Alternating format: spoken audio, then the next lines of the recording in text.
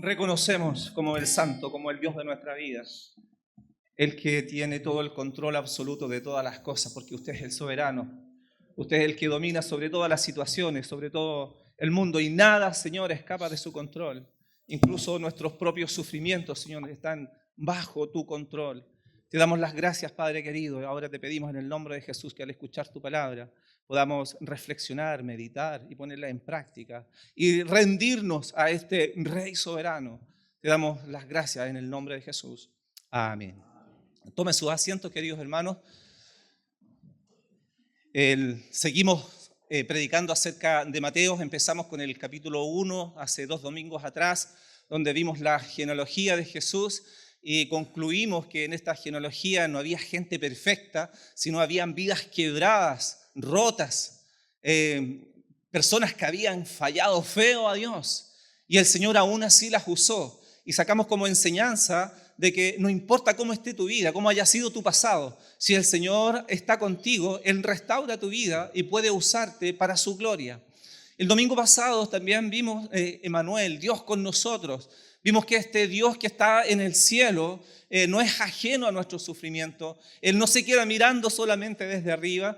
Vimos que Él vino sobrenaturalmente a morar, a caminar con nosotros en esta tierra. Vino a salvarnos de todos nuestros pecados y, como digo, no quedó mirándose arriba, sino que descendió en la persona de Jesucristo. Porque nosotros estábamos como en un pozo profundo donde por nuestros propios medios no podíamos salir. Por más fuerza que tratábamos de escalar este pozo profundo, no podríamos salir por nuestros propios medios. Así que la solución a esto no venía desde nuestro pozo, desde abajo, sino que no, la solución viene desde arriba. Es así que el Señor, Dios Padre, envía a Jesucristo a salvarnos por nuestros pecados, a liberarnos de eso.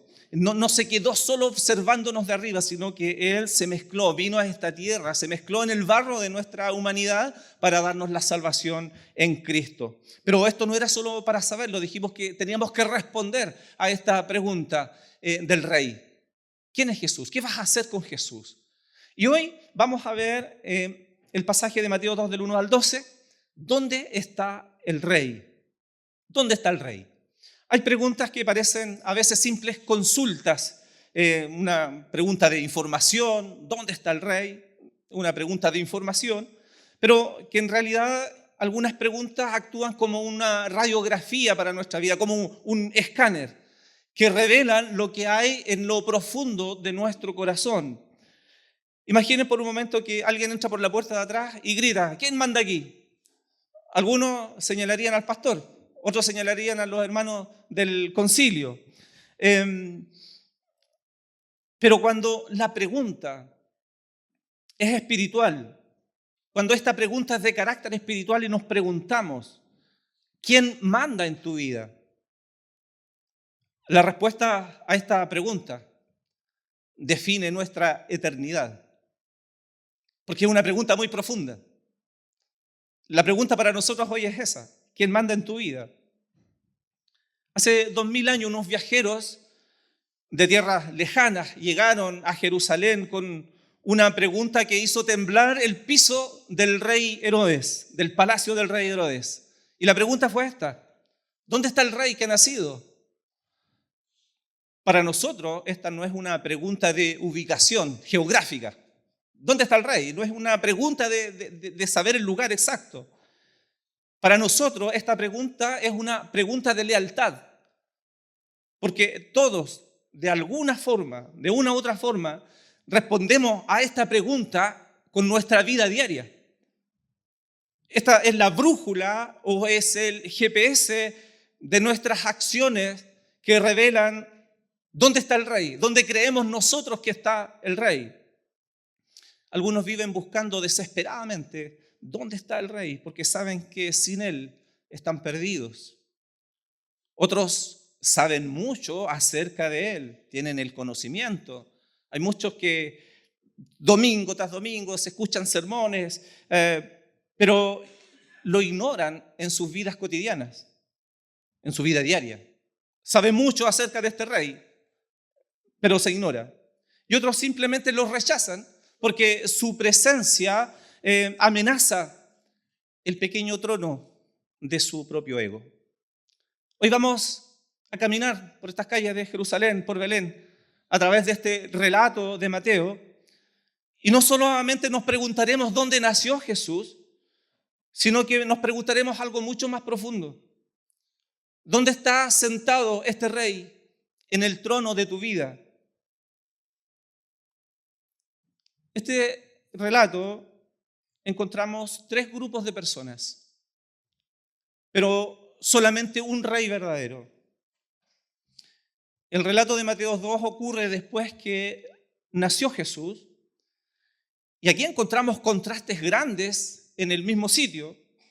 Por un lado tenemos esta estrella que brilla, que ilumina, que siguen estos sabios, y por el otro lado tenemos la oscuridad del palacio de un rey que infunde miedo. Mateo nos presenta tres grupos de personas que reaccionan ante la llegada de este rey. Y el primer grupo son los magos del Oriente, o los sabios del Oriente, extranjeros que buscan al rey con sacrificio y con dedicación. Por otro lado tenemos a Herodes, un rey terrenal, que se inquieta ante la pregunta, ante la llegada de este rey, porque amenaza con competencia. Y por otro lado tenemos los líderes religiosos, que son teólogos brillantes. Ellos sabían mucho acerca de las profecías, conocen la verdad, pero que sus pies literalmente están clavados en el piso de la indiferencia. Y la verdad central que atraviesa todo este pasaje es que la llegada del rey revela el corazón de las personas. Ante Jesús, mantenerse en neutralidad es prácticamente un mito. No podemos mantenernos neutros ante Jesús, porque todos de alguna manera reaccionamos ante Jesús de tres maneras. Y este pasaje veremos como estas mismas tres reacciones: búsqueda, rechazo, indiferencia, siguen vivas y sentadas en nuestras propias bancas de nuestra Iglesia del Redentor. Versículos 1 al 2, vemos un rey que debe ser buscado.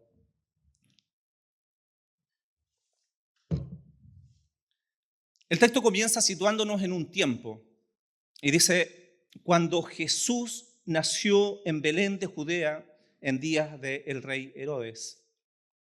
Esta no es una nota solamente para decorar el relato, sino que nos está situando en una fecha, nos está situando en un lugar específico en la historia. Nos está diciendo: esta historia es real, no es ficticia.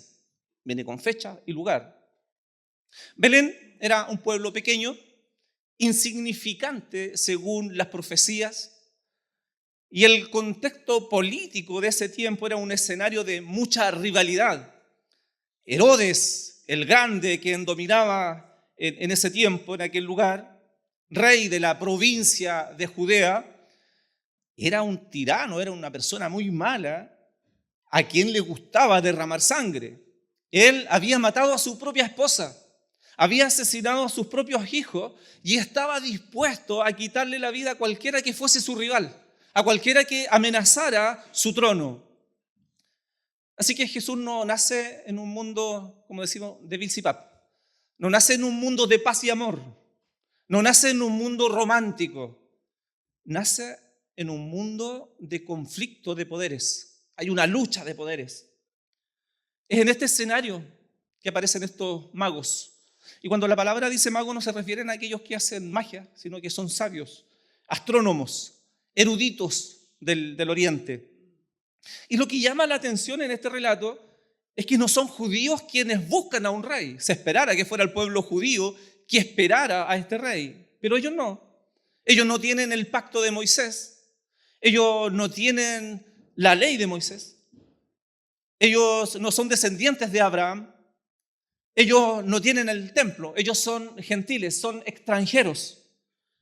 Personas que los judíos de aquella época los tildaban de lejos de Dios. Sin embargo, Estos sabios vieron una señal. Dios en su soberana misericordia les habló a ellos en lenguaje que ellos entendían, las estrellas. Así que ellos observaron a estas estrellas y de alguna manera confirmaron el Salmo 19:1. Los cielos cuentan la gloria de Dios. Ellos vieron la luz. Y lo más importante es que cuando vieron esta luz, ellos se movieron, actuaron. Y hay un sacrificio enorme en la búsqueda de estos sabios, porque viajar desde el oriente hasta Jerusalén no era un paseo simplemente de bicicleta un fin de semana, eran meses de viaje. Atravesar los desiertos, los peligros, de ladrones. Era una inversión económica no menor. Se tenía que gastar mucho para hacer este viaje. Y sin embargo, ellos cuando vieron esta señal no preguntaron, ¿vendrá el rey a visitarnos a nosotros? No, ellos preguntaron, ¿dónde está el rey? Para que vayamos nosotros a él. Y su intención era clara, dice el versículo 2, venimos a adorarle. Esa era su intención de buscar al rey. A mí me gustaba mucho caminar, salir a las montañas cuando vivía en Santiago, así que siempre los fines de semana me escapaba, iba a las montañas. Y en una oportunidad fui a una montaña muy alta y se me acabó el día y me perdí y quedé en la noche oscura en medio de la montaña. No tenía el mapa porque hasta el celular se me descargó, el GPS ya no me funcionaba, así que no tenía idea de dónde estaba parado y era una noche muy oscura. Y empecé a mirar y no veía ninguna sola luz. Y al poco tiempo que avancé, muy lejos, vi una pequeña lucecita tenue. Donde yo estaba había mucha oscuridad porque estaba la noche muy oscura, en medio de los árboles, pero ya había una luz. Y esa luz indicó que yo debía caminar hacia allá. La luz de la estrella no era la meta final, la que vieron estos magos, estos eruditos. Era un incentivo para ponerse en camino. Muchos de nosotros quizás hubiésemos visto esta estrella y nos hubiésemos quedado debatiendo su origen. ¿Qué será esa luz? ¿Serán los extraterrestres? ¿Será un cometa? ¿Será la nave esta que enviaron? Se me olvidó su nombre. Pero nos negamos a dar el primer paso fuera de nuestra comodidad. Hoy en día la gente espera que Dios sea un servicio a domicilio. Queremos que la bendición llegue hasta nuestra puerta sin que nosotros tengamos que mover un solo dedo o cambiar nuestras prioridades. Y eso nos cuesta. Pero gracias al Señor que aún hay sabios que todavía buscan a Jesús. La pregunta para nosotros es, ¿tenemos la misma diligencia de los magos para buscar a Jesús? ¿O lo buscamos solo cuando hay alguna emergencia o cuando tenemos solamente algún problema, alguna necesidad?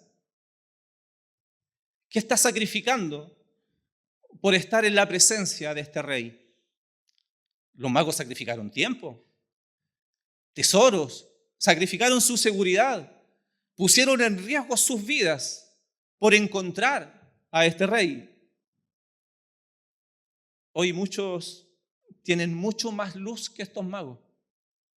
Tenemos la Biblia completa, como dijo Alfredo, la tenemos en los celulares, está por todos lados. Tenemos estudios bíblicos, tenemos sermones en internet, tenemos muchas formas de buscar al rey y sin embargo, hoy en día hay menos búsqueda. Y no es por falta de información, es falta de hambre, es falta de amor por Jesús. Lamentablemente no todos buscan al rey. Algunos cuando oyen de él se incomodan. Y esto es lo que pasó con el rey Herodes. Escuchó de él y se incomodó. Versículos 3 al 8. Un rey que incomoda y es rechazado.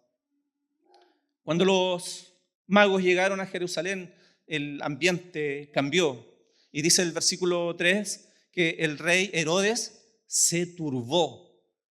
Esta palabra implica una agitación, se agitó. Es como cuando una tormenta agita el agua, se revuelve.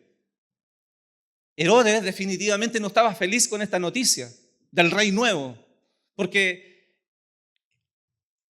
amenazaba su reino. Estaba aterrorizado de perder su control. Pero lo más triste, hermanos, es que dice que y toda Jerusalén con él. Toda Jerusalén se turbó por él. ¿Por qué el pueblo de Dios se turbaría ante la llegada de su libertador si ellos lo han estado esperando de siglos? Y probablemente la respuesta es porque el cambio incomoda. Nos cuesta cambiar. La llegada de un nuevo rey significa que el viejo orden debe cambiar. Mi vida debe cambiar, debe morir. Hay que someterse a un nuevo rey. Y eso es lo que cuesta. Nos cuesta cambiar de actitud. Así que esto es lo que sucedió con Herodes. Y él envía a buscar a los expertos. Versículos 4 al 6. Ya hay una indiferencia en los expertos. Herodes convoca a los principales sacerdotes y a los escribas, a los principales sacerdotes y a los escribas, o sea, expertos en las profecías. A ellos nadie le venían con cuentos, ellos se sabían las profecías de memoria. Y tienen la respuesta, pero inmediatamente cuando Herodes le pregunta, ellos no tienen que buscar en Google para buscar la respuesta. Conocen la profecía de Miqueas 5:2 de memoria. Pero tú, Belén Efrata, pequeña, para estar entre las familias de Judá, de ti saldrá el Salvador, quien guiará a su pueblo. Lo saben de memoria. Y aquí está la tragedia de este texto. Los escribas y los sacerdotes sabían exactamente dónde estaba este rey, pero no caminaron los 10 kilómetros que separaba Belén de Jerusalén. Conocían esta profecía perfectamente, pero tenían un corazón de piedra. Los extranjeros se creen, según los estudiosos, dice que venían de Persia y caminaron alrededor de 1.600 kilómetros. Esto es como ir a Santiago y volver a pie. Eso es más o menos 3 meses de viaje, por lo bajo.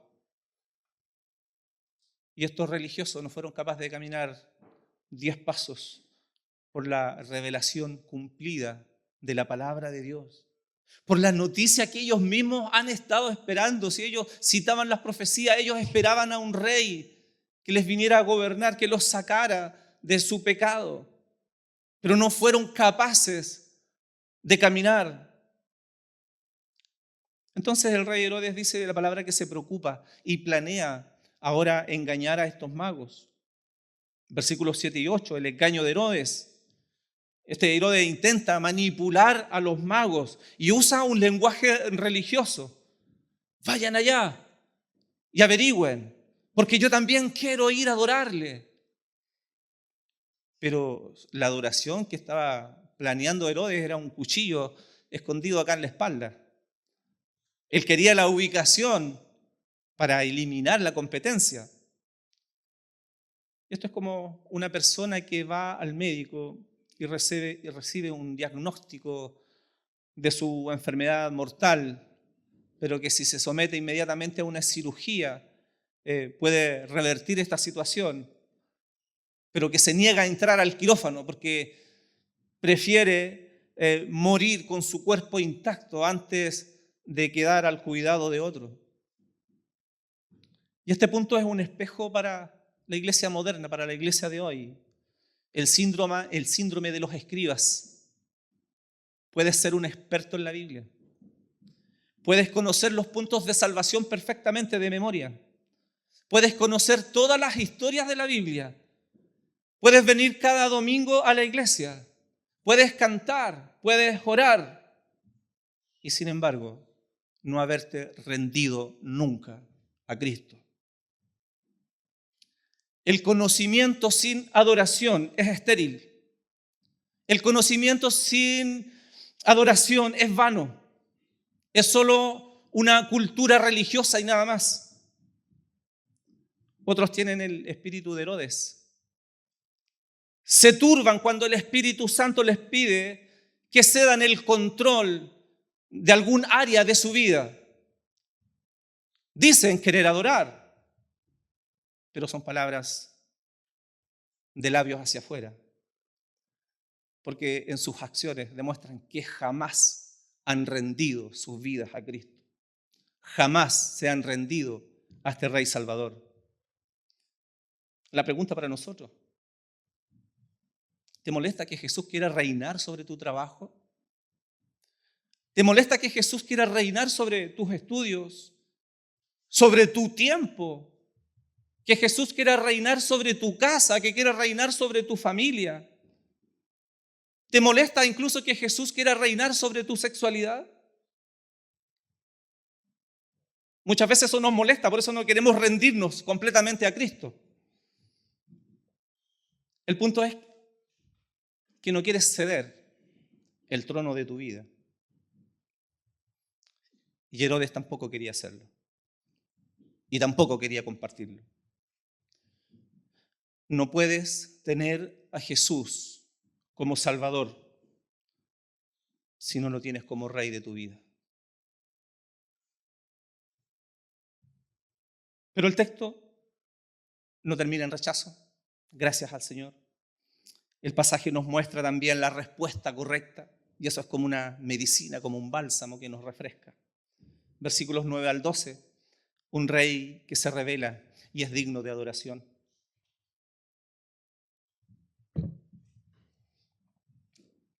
Los magos dejan atrás la hipocresía del rey Herodes de Jerusalén y de sus sacerdotes y escribas, y vuelven a seguir la estrella, y dice el versículo 10, que al ver la estrella se regocijaron con muy grande gozo. Y este gozo de estos sabios contrasta con la turbación de Herodes y con la indiferencia de los religiosos. Y finalmente llegan a la casa y no encuentran a un guerrero en un caballo blanco con ejércitos, sino a un niño con su madre. Y para un ojo humano natural, esto era decepcionante. Tanto viaje, un viaje tan costoso, un viaje tan riesgoso, tantos meses viajando para encontrar a un bebé humilde en una casa humilde. Estos sabios que eran ricos y se encuentran con esto, decepcionante para un ojo humano. Pero para los ojos de la fe, esto era la gloria de Dios encarnada. Y aquí encontramos la figura de la verdadera adoración. Los sabios se postraron. Los sabios reconocieron la autoridad de este niño. Se supone que estos magos eran persas y un persa solamente se postraba ante un superior absoluto. Y ellos reconocieron que este niño que estaba al frente tenía una autoridad absoluta. Ellos adoraron. Ellos no fueron a pedir. No dijeron: Señor, hemos viajado tantos kilómetros, hemos viajado tantos meses, hemos gastado todo esto, así que necesito que me bendigas. Ellos fueron a rendirle culto al rey que había nacido. ¿Y saben lo maravilloso? Que ellos abrieron sus tesoros. Oro para un rey, incienso para un sacerdote y mirra para alguien que iba a morir. Esto significa que ellos entregaron lo mejor que tenían, lo mejor de sus vidas, sin pedir nada a cambio. Eso es adoración. Eso es adorar a Dios. Entregar todo sin pedir nada a cambio. Esa es la verdadera adoración. Como decía Benjamín, no es solo cantar. No es solamente venir a la iglesia, no es solamente activar en un ministerio, en un grupo. Es darlo todo a cambio de nada, solamente por adorarle, solamente por reconocer que Él es nuestro Dios. Finalmente el versículo 12 nos dice que siendo avisados por Dios, regresaron a su tierra por otro camino. Y esto, hermanos queridos, es la mayor evidencia de un encuentro con Jesús. No puedes volver por el mismo camino por el cual viniste. No es lo mismo ser un turista que un peregrino. El turista observa, toma fotos, se mantiene a distancia y luego regresa a su casa siendo la misma persona. Pero el peregrino viaja con un propósito. Va al lugar sagrado, se rinde y cuando vuelve a su casa definitivamente no es el mismo. Su identidad ha cambiado.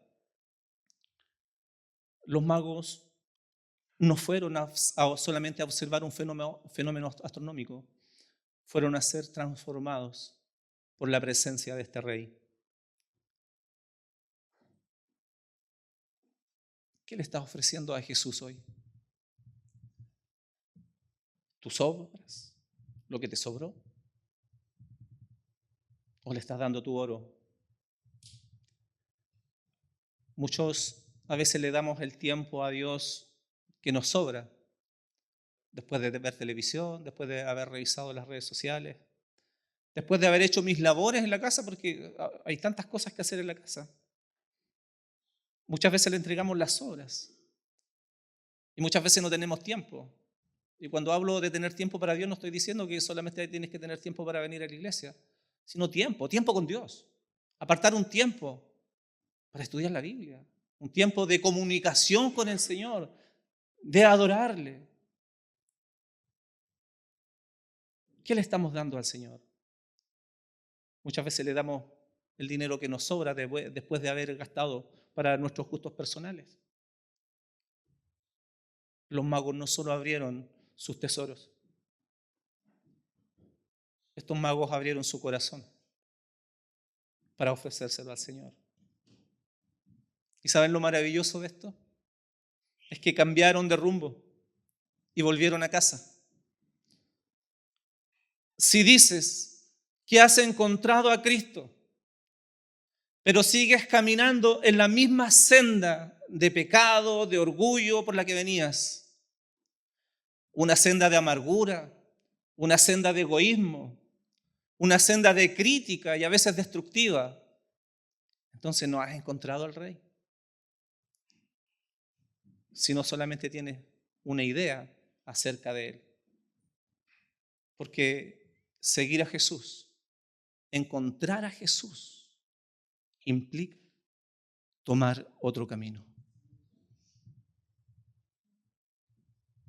¿A quién pertenece el trono de tu corazón?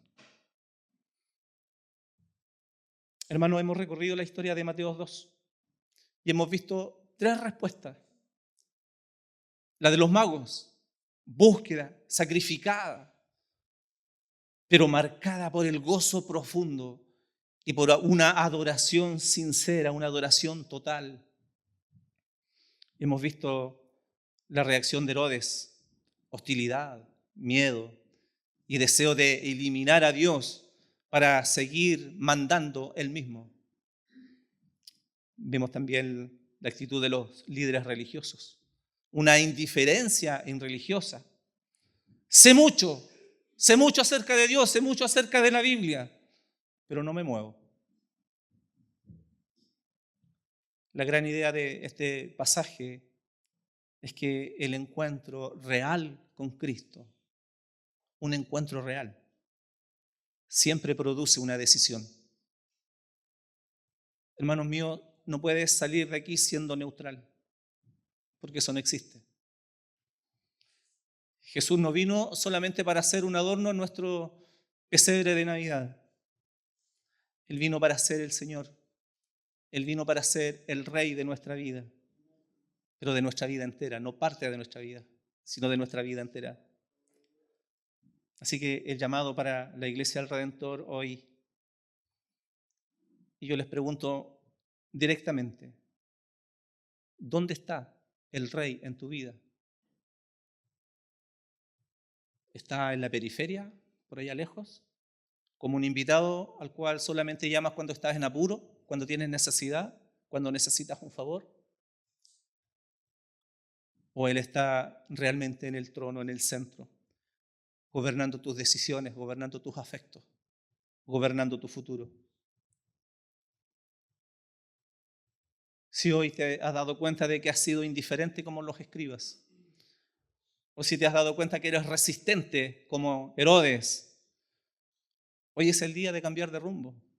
Gloria a Dios que siempre estamos a tiempo. Mientras tengamos aliento de vida, siempre vamos a estar a tiempo de cambiar el rumbo. Los magos se arrodillaron, oraron, alabaron ante un niño porque vieron en él la esperanza del mundo. Nosotros tenemos la ventaja de saber que este niño creció, que murió por nuestros pecados, pero que resucitó con poder. El Rey ya vino. El Rey ya se reveló. El Rey está presente por medio de su Espíritu Santo hoy en este lugar. Así que, hermano, no permita que estos sabios de hace 2000 años atrás tengan más fe por haber visto una sola estrella que nosotros, que tenemos toda la revelación de su palabra en nuestras manos. Así que, hermano, deja de resistir, deja de postergar. Abre hoy tu tesoro y entrega tu vida a Cristo y adora, pero adora de verdad al único que es digno. Porque cuando encuentras al Rey, encuentras el camino de regreso a casa. Oremos al Señor.